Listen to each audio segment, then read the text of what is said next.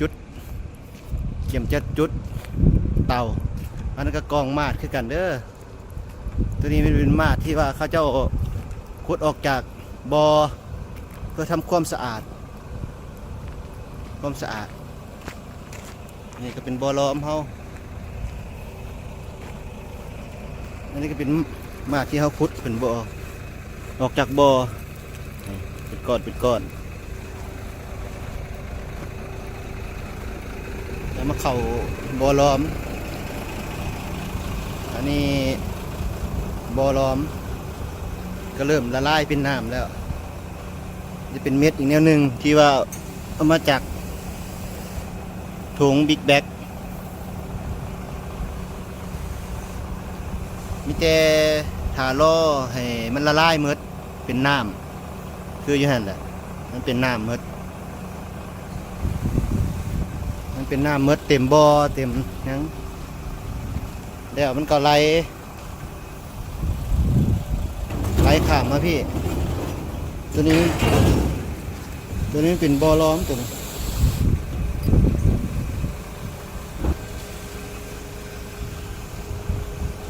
อันนี้เป็นบ่อเซตมันก็จะได้ล้นออกจากบ่อล้อมนี่มาก่อนบ่อล้อมก็จะล้นจากบ่อนี่ไปบ่อนั่นอีกถ้าล้นให้มันเต็มมาพี่ไหลยาวมาพี่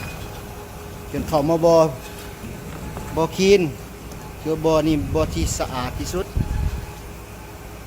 จักหน่อยเพิ่นจะเอาปั๊มมาติดใส่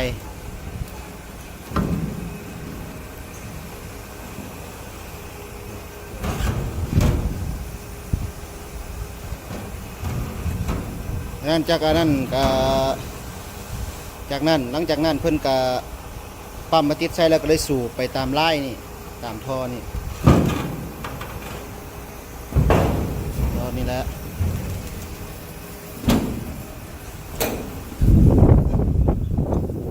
ตามไล่ตามท่อนี่ไปเลยไปแล้วเพิ่นก็เอาไปเข้าเตาเผา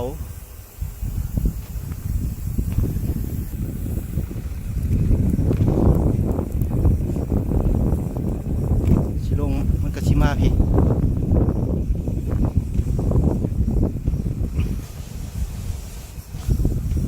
ตำลายแล้วก็เกียมมาเข่ามาวันนี้นี่เขาเกียมเข่าเตาเผาเลย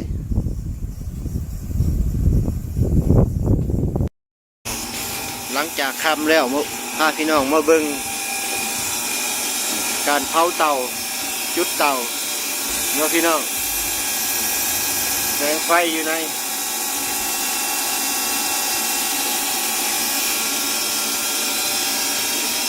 เราก็อุ่นเตา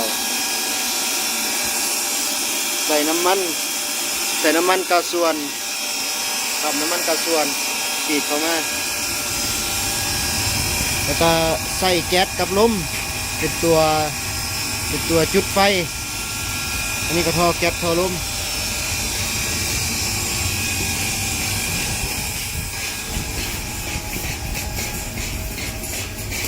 แก๊สทั้งลม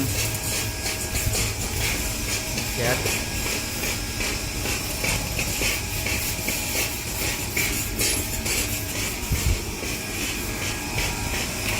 นี่น้ำมัน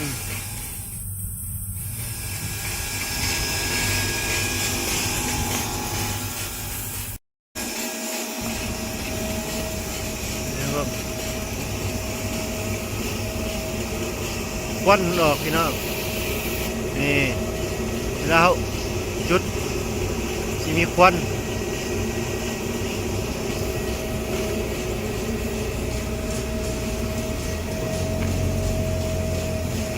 ใส่น้ำมันหลายพี่น้องมาเลยพี่น้องพาพี่น้องมาเบิ่งกันล้อมกับมาทันหลังจากตอนเศร้าพามาเบิ่งแล้วเธอหนึ่งยังบ่ละลายตอนนี้มันตอนค่ำมาเบิ่งพี่น้องมาเบิ่งน้ำกันนี่เริ่มละลายหมดแล้วเริ่มเป็นน้ำแล้วมัน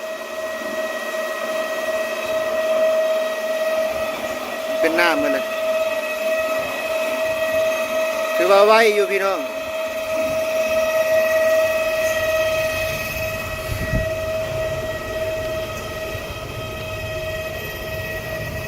นี่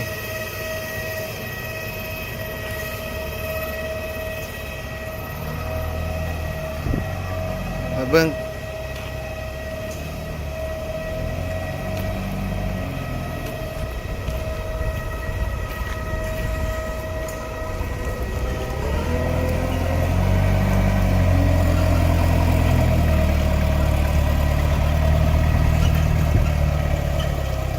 จากเขาเอาทงบิ๊กแบ็กที่ว่าบรรจุกรรมฐานเนาะหรือว่าบรรจุมาดเขาก็เสียวมาเอามาล้อมอยู่ในบ่อเพิ่นก็ชี้คอยขับรถไปแล้วก็ไปปาดให้มาดมันไหลลง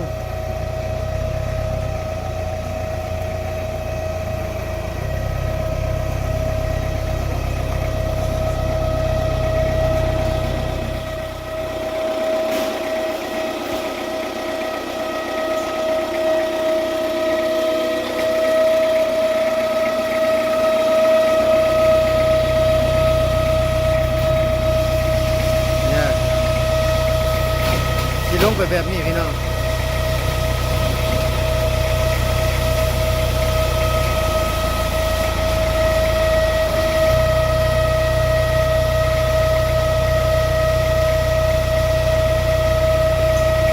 เอาเดียว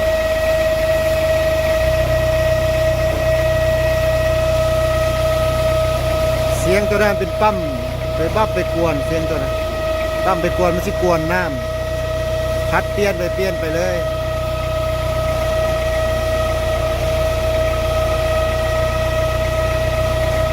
พนักงานก็ใส่ชุดป้องกันไว้อาจจะมีกินเล็กน้อยมีกินแล้วก็มีอายแก้แสบตาถือว่ามืดไปแล้วอีกสอบหนึ่ง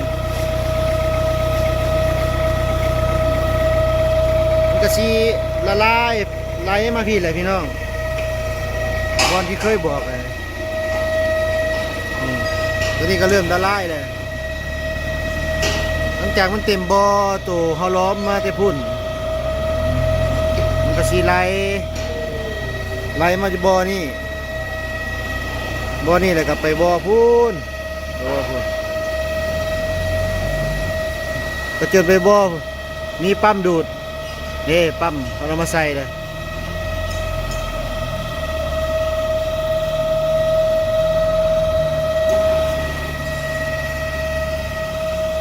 โอเคเดี๋ยวเข้าไปเบิ้งวิธีเพิ่นยกธงบิ๊กแบก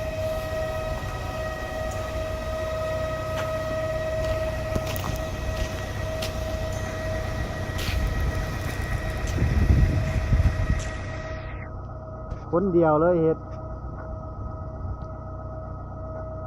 มันก็ไปเกาะใช่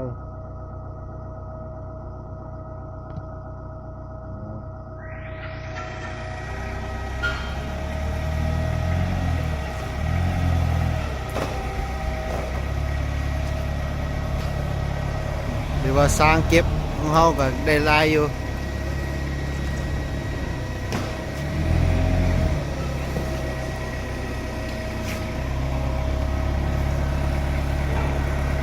โอเคสำนีก่อนเด้อ